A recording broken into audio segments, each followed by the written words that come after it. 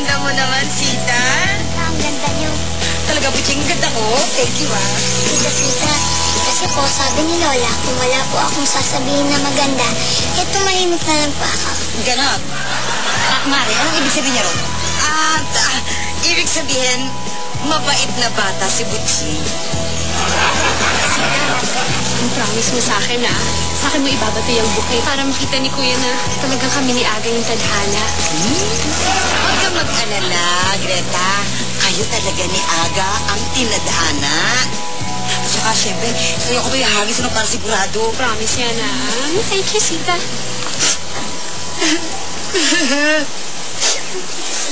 Sita, ba't ka umiiyak? Nagdadalawang isip ka na naman ba? Sita, may oras pa para umurong. Hindi ako umurong. Talaga sigurado naman ako si Buddy para sa akin eh. Hindi ako nagdadalawang isip. Kaya lang, natatakot ako eh. Mamayang gabi, alam niyo na pagkatapos ng kasal. Bakit ka naman natitense mamayang gabi? Kasi nga ayoko ma-disappoint sa akin si Buddy. Don't worry. Alam mo ba, ang mga lalaki, ayaw nila ng sobrang agresibo. Ayaw din naman nila ng sobrang pakipot. Kaya dapat, may gagawin ka. Ayun, Mare. Kailangan isi-juice mo siya. Ay, siyempre, ganito lang yan. Okay. Kailangan mag-pout ka ng lips mo. Ayan! Ayan! Maganda yung pout mo. Ayan. Tapos, nakita mo ng konti ang legs mo. Ano? Huwag mo alisin yung pout. Ano mo? Yan. Legs. Putro mo. Ayan.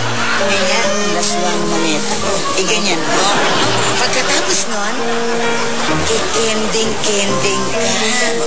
Yan. May gawin mo ang ganyan? Yan. Pero gawin mo namang ano? May pines naman. Ayan! Sidus na! Ayan, yan ang tinatawag na 3-in-1. Ay, hindi. Ayos yan. Ang ganda, bagay sa'yo. Katulong to, ha? Oo. Ang sikohol nito, eh.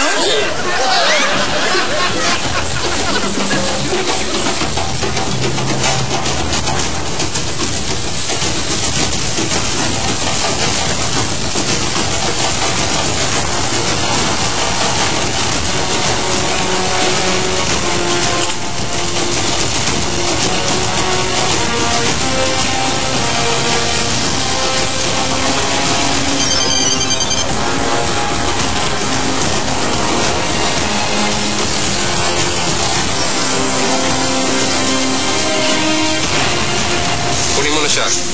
At tali mo na dito. Kapata, nandiyan na ba yung pare? Nandiyan na ba yung mga bisita?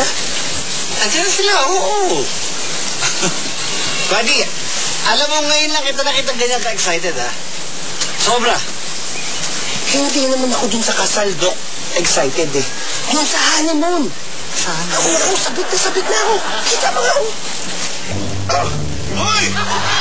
Anong ginagawa ninyo? Bakit nyo ginagawa dito yan?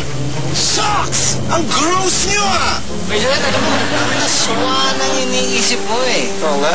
Manaswa ang pag-iisip mo. Pinapakita lang sa akin, kung may underwear siya, wala na raw siyang underwear na suot.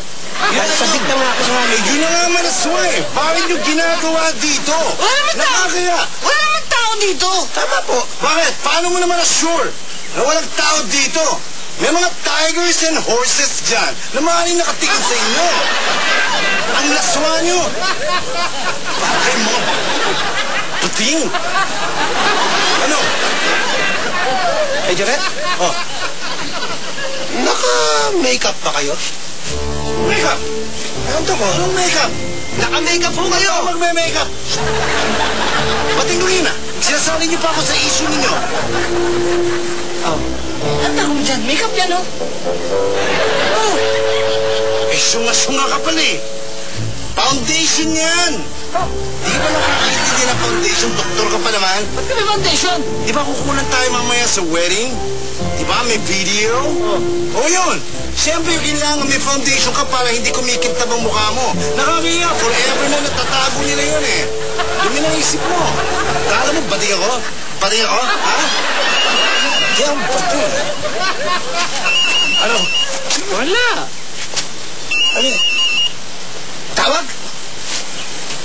Nagaling, edit ako. Kaya hindi ko maalam. Baka text din eh. Oh! Ha?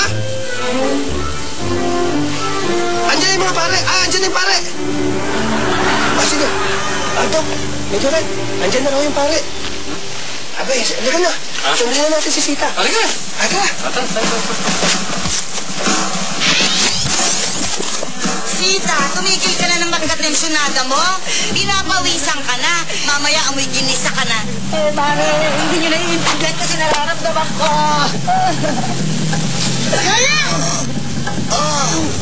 Kaya ang melo ng butchi. Ito naman tama naman talaga sinasabi niya. Ano ba nangyayari sa inyo mga maglola kayo? Ako kaya mo ko ba sa kanila Greta sa paglola niya? Tama naman ito eh. Pabayaan mo na. Tsaka alam niyo dapat... Ano ba naman tumawag? Tulugan ako. Ang babastos ninyo ha? At dyan pa kayo natulog. Sana naman lang, di ba? Naghintay kayo makauwi malaki ng bahay bago ka magsitulog.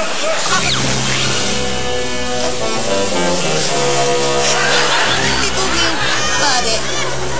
Ay, ito naka-make up. Ayaw mo dalhin mo lang ang mga katutubo sa seta. Hoy, sumagot ka naman.